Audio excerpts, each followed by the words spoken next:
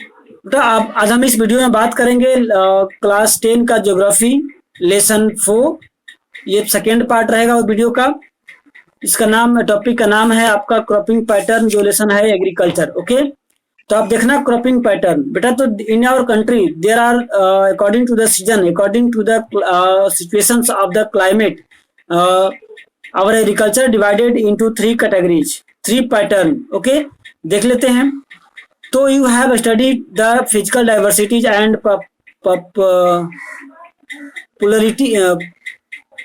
plurality of the culture of India। यानी कि हमारे कंट्री में बहुत सारे कल्चर्स हैं, बहुत सारे डाइवर्सिटीज हैं। आपको पता ही है, कहीं माउंटेन्स है, कहीं प्लेटू है, कहीं प्लेन है, कहीं आपका अलग अलग एरिया है।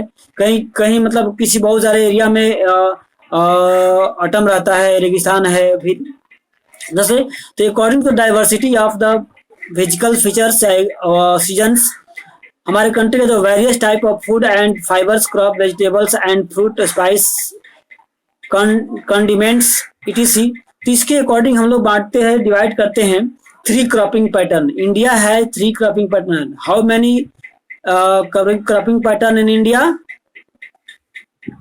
How many cropping pattern in India? 3 cropping pattern in India. Okay, rabi, kharif and जायद। समझना बहुत जरूरी है कि रबी क्रॉप के एग्जाम्पल पूछ देते हैं कि give only 3 examples of rabi crops, give only 2 examples of kharif crop, give only example of zaid crops, या in which month rabi crops are sown, in which month zaid crops are sown, in which month kharif crop. यानी कि बहुत important होता है, 1 marks का question जरूर रहेगा इस क्रॉपिंग पैटर्न से। क्रॉपिंग पैटर्न से आपको बोर्ड एग्जामिनेशन में 1 या 2 मार्क्स का क्वेश्चन अवश्य रहता है, इसलिए आप इसको ध्यान से सुनिएगा। देखिए, मेनली समझना हमको है कि रबी क्रॉप्स की बुआई कब होती है, उसकी कटाई कब होती है, और इसमें कौन कौन से क्रॉप्स आते हैं। बस यही 3 पॉइंट समझना है, रबी क्रॉप्स का, खरीफ क्रॉप का, जायद क्रॉप का। कि when it time of the sown and harvesting and what's required the water, what is required the sunlight, heat, temperature, यही सब होता है इसमें। कि इसके लिए कितना टेम्परेचर चाहिए, कितना वाटर चाहिए, कितना किस मंथ में मतलब बोया जाता है, किस मंथ में हार्वेस्ट होती है। यहाँ पे यही पॉइंट है, देखना आप लोग। तो rabi crops are sown in the winter from October to December. देखिए, जो अक्टूबर दिसंबर में बोई जाती है, जिसमें गेहूं होता है, वीट होता है, ग्राम होता है, मस्टर्ड होता है, जितने भी पीज होते हैं या पसल्स, दालें होती हैं, ये सारे चीज। यानी कि जिनका अभी जो मौसम चल रहा है, ये खरीफ का मौसम चल रहा है। अभी धान जो है पैडी लगाया हुआ है, मूंग है, अरहर है, ये सब जो है खरीफ में पढ़ेंगे हम लोग। लेकिन रबी होता है जिनकी बुआई अक्टूबर टू दिसंबर में होती है। ओके, और ये गर्मी के मौसम में, and harvested in summer from April to June. जो फसल अक्टूबर दिसंबर में बोई जाती है और अप्रैल टू जून से हार्वेस्ट होती है, वैसे क्या बोलते हैं? रबी क्रॉप्स।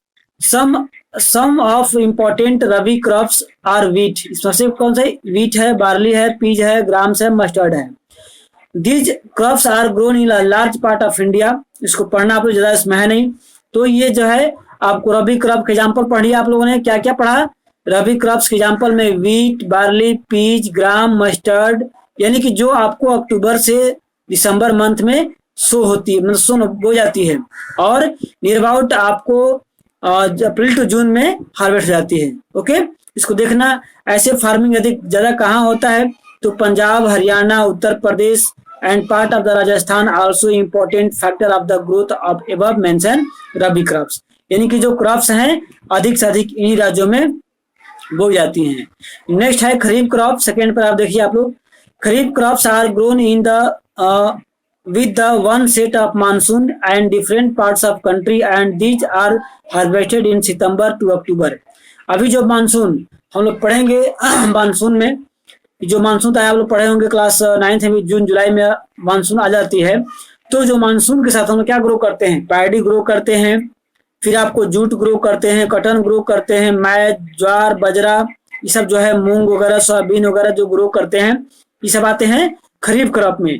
यानी कि जिनकी बुआई जो है जुलाई टू अगस्त में हो जाती है, सितंबर टू अक्टूबर में कट जाती है। ओके, तो rabi crops are grown in the onset of monsoon in different part of the country, and these are harvested in September October, September October धान कटती है ना, उसको बोलते हैं। Important crops are grown during the seasons are paddy, maize, jowar, bajra, tur, अरहर को तूर बोलते हैं, moong, urad, cotton, jute, groundnut जिस मतलब बादाम बोलते हैं, और सोयाबीन वगैरह।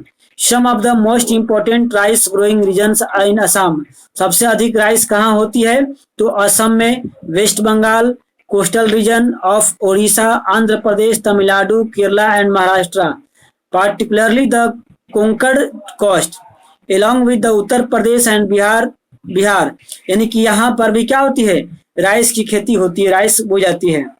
एक पूछता है कि नेम द स्टेट वेयर 3 या 2 सीजन्स ग्रोन इन राइस, ये ऐसे कौन से राज्य हैं जहाँ पर साल में 2 या 3 बार चावल की खेती होती है। तो यहाँ पर recently paddy has also become an important crops of Punjab and Haryana, वहां भी हो रहा है। In the state like Assam and West Bengal and Orissa 3 crops of paddy are grown in a year, याद रखिएगा। In the states like Assam, West Bengal and Orissa 3 crops are of paddy are grown in a year. आता है कि name the state where 3 crops of paddy are grow, वो कौन से जगह है या स्टेट हैं जहां पर चावल के 3 बार खेती होती है। नेम प्लीज बताइए बेटा।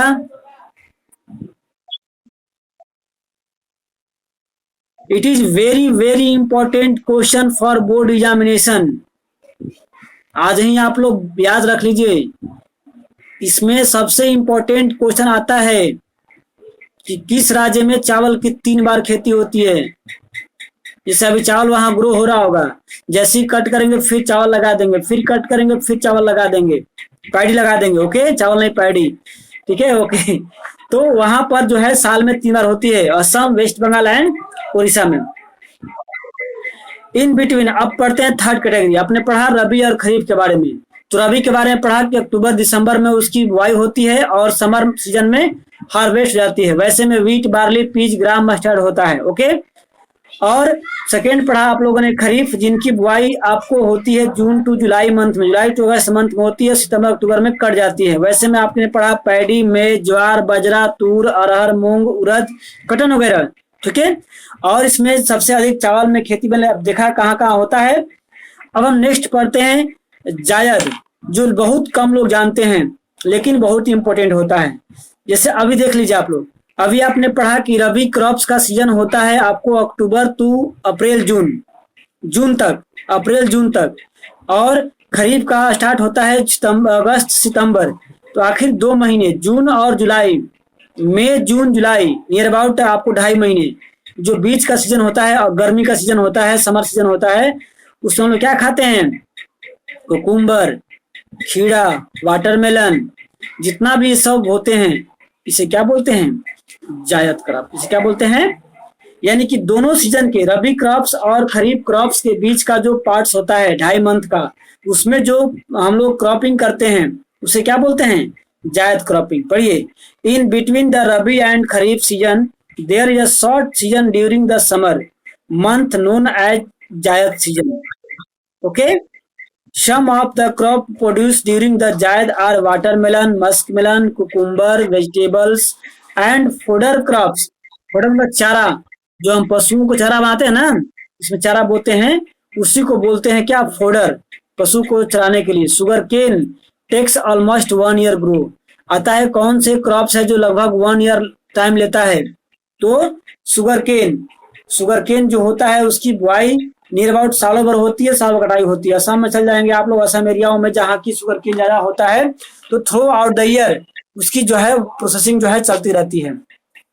अब देखिए ये पैटर्न था, क्रॉपिंग पैटर्न हो गया, टाइप ऑफ फार्मिंग, 2 पॉइंट हम लोगों ने आज कंप्लीट किया।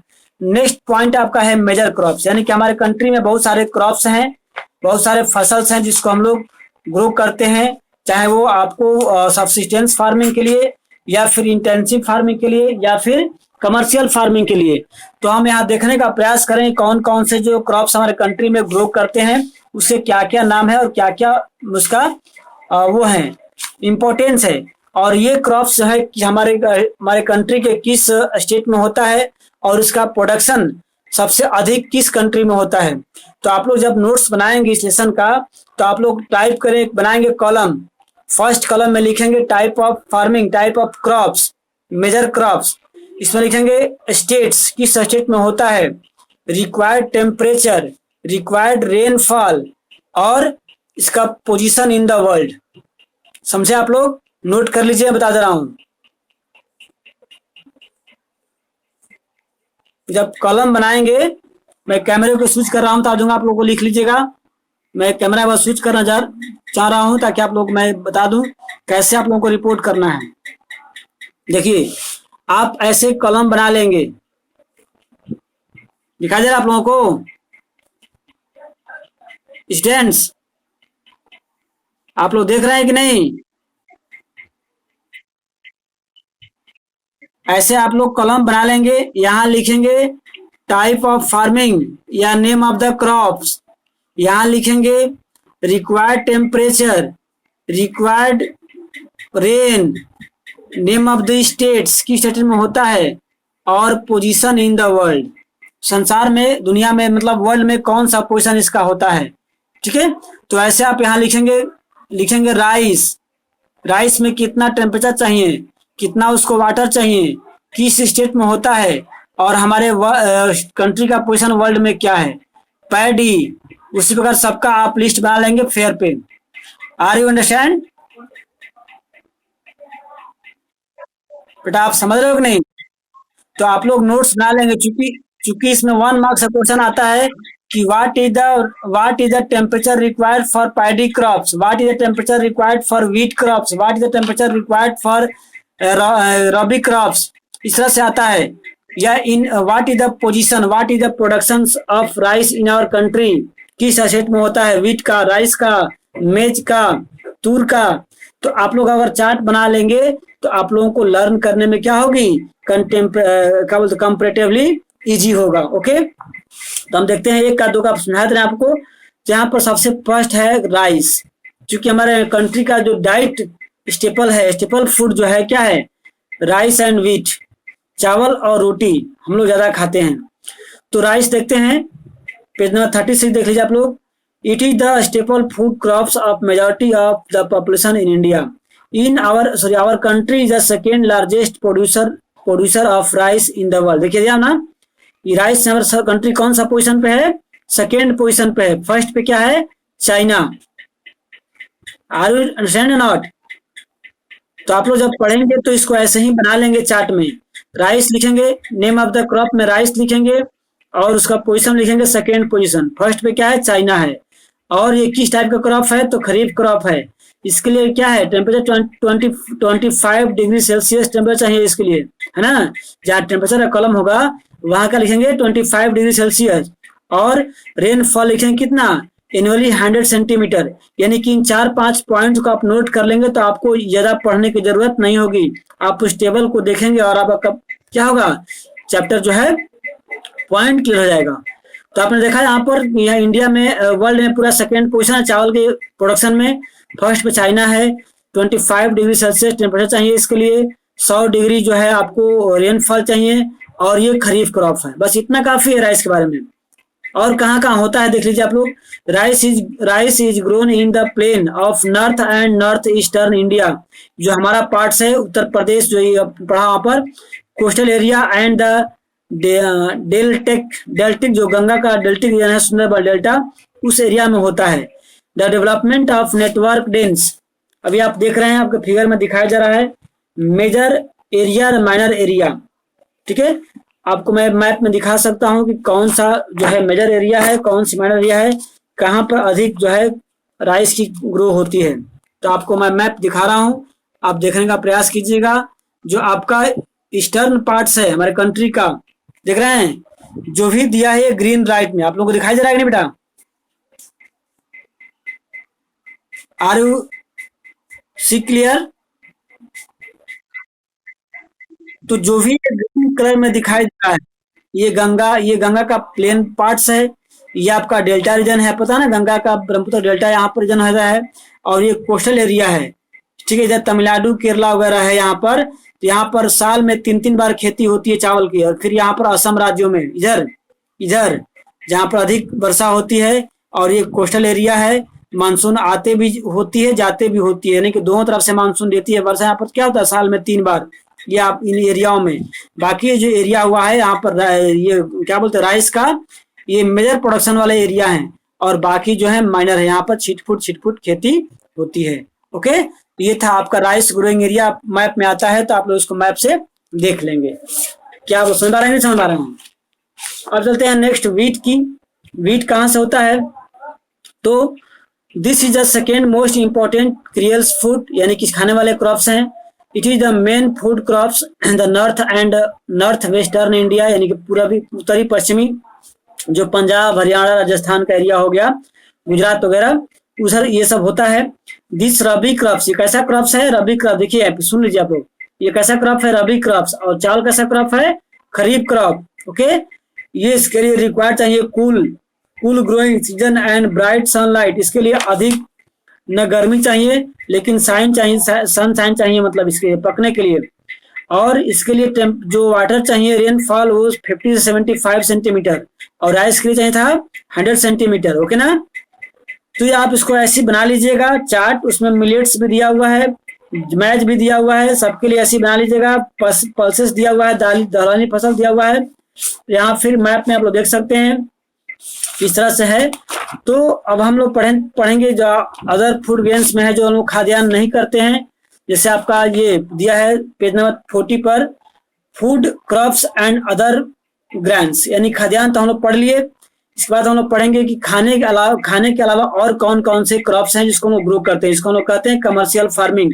शुगर केन के लिए भी क्या चाहिए, टेम्परेचर कितना चाहिए, वाटरफॉल, ये किस सीजन में सोन होता है, इसकी हमारे कंट्री में क्या पोजीशन है, ये सारे बातों में इसमें दिया हुआ है।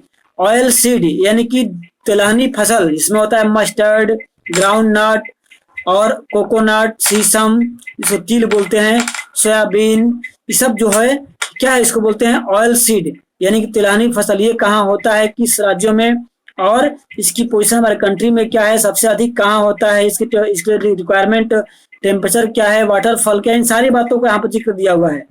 टी कहाँ होता है, इसके लिए कौन से चाहिए मिट्टी, तो आपने क्या पढ़ा कल, लेटेराइट सॉइल ना, लेटेराइट सॉइल में टी कॉफी बहुत अधिक अच्छा ग्रो होता है। ओके, फिर आपका है कॉफी, तो आप लोग इसको पढ़ लीजिएगा। फिर हॉर्टिकल्चर, फल हम लोग कल पढ़ेंगे। आप लोगों को नेक्स्ट टॉपिक जो है, नेक्स्ट पॉइंट में हम लोग पढ़ेंगे क्या, आपका technological and institutional reforms. Okay, हम नेक्स्ट पॉइंट पढ़ेंगे नेक्स्ट में, तब तक आप लोग इसको देख लीजिएगा, प्रत्येक पॉइंट का नोट्स मान लीजिएगा। जब मैं नेक्स्ट डे आऊंगा लाइव, जब आऊंगा नेक्स्ट वीक में थर्सडे को, तो आप लोग उसमें फेयर देखूंगा, ऑनलाइन मैं फेयर चेक करूंगा, आप लोग दिखाइएगा आपने बनाए हैं कि नहीं बनाए हैं।